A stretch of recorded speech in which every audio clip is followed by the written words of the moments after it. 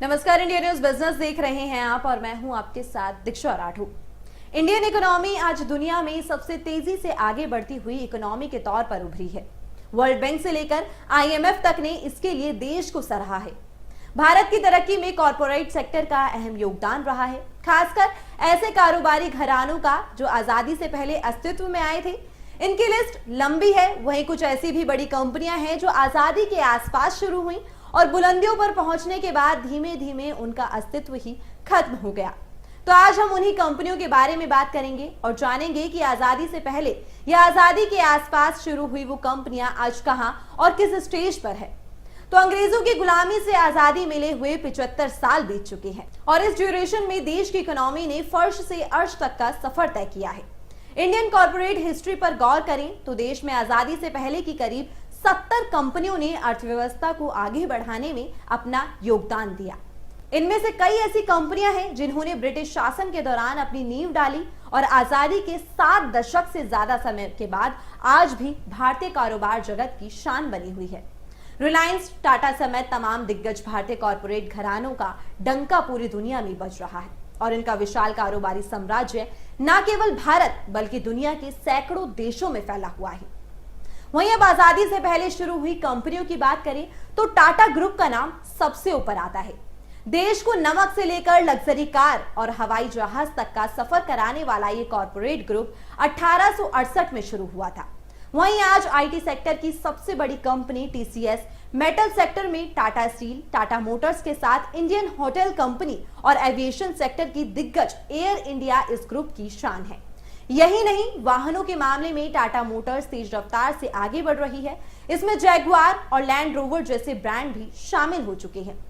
जमशेदजी टाटा द्वारा 1903 में Indian hotels company की स्थापना की गई थी और मुंबई में ताज होटल आज भी देश की पहचान है। वहीं अब अगर दूसरी कंपनी की बात करें तो वो है ब्रिटानिया। फूड सेक्टर की इस बड़ी कंपनी ब्रिटानिया की शुरुआत भी आजादी से पहले साल 1892 में हुई थी। आज भी बिस्किट से लेकर बाकी फूड प्रोडक्ट्स के कारोबार में इसका दबदबा बना हुआ है। इस कंपनी की स्थापना कोलकाता में वाडिया परिवार ने की थी। पुरानी रिपोर्ट्स की माने तो एक छोटी सी दुकान से शुरू हुआ ये कारोबार सेकेंड वर्ल्ड वॉर के दौरान तेजी से बढ़ा और आज दुनिया भर में इसका कारोबार फैला हुआ है। रिपोर्ट्स के मुताबिक 2022 में कंपनी की नेटवर्थ 370 करोड़ डॉलर पर पहुंच गई है। अब नेक्स्ट है गोदरेज। गोदरेज आज मेटल, इलेक्ट्रॉनिक समेत रियलिटी सेक्टर तक में जाना जाता है। यह ग्रुप उन बड़े नामों में शामिल है जो आजादी से पहले से देश की फाइनेंशियल हेल्थ को दुरुस्त करने में भूमिका निभा रहा है। साल 1897 में अर्देश्वर गोदरेज और उनके भाई फिरोज शाह गोदरेज ने इस कंपनी की स्थापना की थी। कंपनी की तिजोरियों पर अंग्रेजों को भी भरोसा था। रिपोर्ट्स के अकॉर्डिंग 1911 में किंग जॉर्ज पंचम और रानी मैरी ने अपनी दिल्ली यात्रा के दौरान अपने कीमती सामानों को रखने के लिए गोदरेज की तिजोरियों को ही चुना था। वहीं अब बात करें ऐसी कंपनियों की जो आजादी से पहले या फिर इसके आसपास अस्तित्व में आई और रॉकेट की रफ्तार से बुलंदियों तक पहुंची, लेकिन समय के साथ साथ इनका कारोबार घटता गया और आज इनका नाम लगभग गायब हो चुका है। इनकी लिस्ट भी लंबी है, तो चलिए अब कुछ उन ब्रांड्स पर भी नजर डालते हैं। तो सबसे पहला है फिल्मिस्तान स्टूडियो। भारतीय सिनेमा को एक अलग मुकाम पर पहुंचाने में फिल्मिस्तान स्टूडियो का मेन रोल रहा है। आजादी से पहले 1943 में जन्म हुआ फिल्मिस्तान प्रोडक्शन हाउस का, लेकिन कुछ समय बाद ही इसे स्टूडियो में तब्दील कर दिया गया। इसका जिम्मा शशधर मुखर्जी चुन्नीलाल कोहली संभालते थे, लेकिन 1950 में चुन्नीलाल की मृत्यु हुई, जिसके बाद फिल्मिस्तान की सारी जिम्मेदारी शशधर मुखर्जी पर आ गई। जिसके बाद पुअर फाइनेंशियल मैनेजमेंट के चलते इसे बेचना पड़ा और इसे एक सूती मिल के मालिक तोलाराम जालान को बेच दिया गया, जिसके बाद आज ये धरोहर मुंबई में धूल खा रही है। अब इस लिस्ट में दूसरा नाम है हैवमोर आइसक्रीम का। आजादी से पहले हैवमोर की शुरुआत सतीश चंद्र चोना ने साल 1944 में की थी। फिर आजादी मिली और विभाजन हो गया।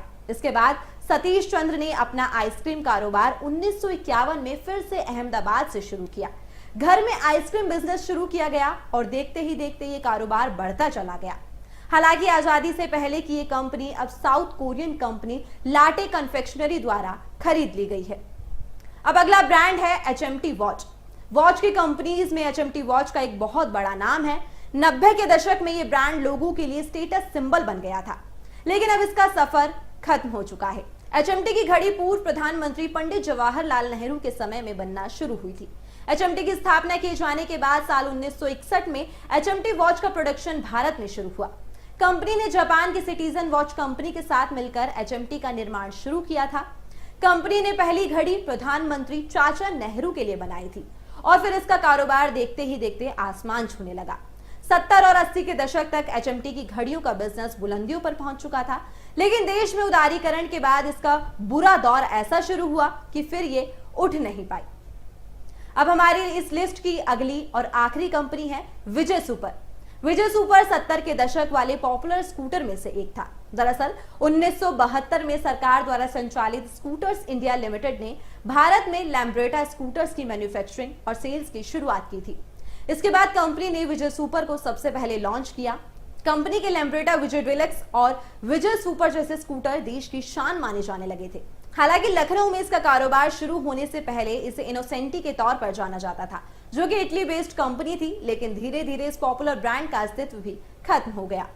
तो इसी के साथ हमारी ये रिपोर्ट भी यही खत्म होती है, जिसमें हमने बात की कुछ ऐसे ब्रांड्स की जो आजादी से पहले शुरू हुए और आज भी इंडियन इकोनॉमी को मजबूत बनाने में अहम भूमिका निभा रही है, और वहीं कुछ ऐसे ब्रांड्स जो आजादी से पहले शुरू हुए और पहले तो काफी ज्यादा जाने जाते थे, लेकिन एक समय के बाद वो खत्म होते चले गए।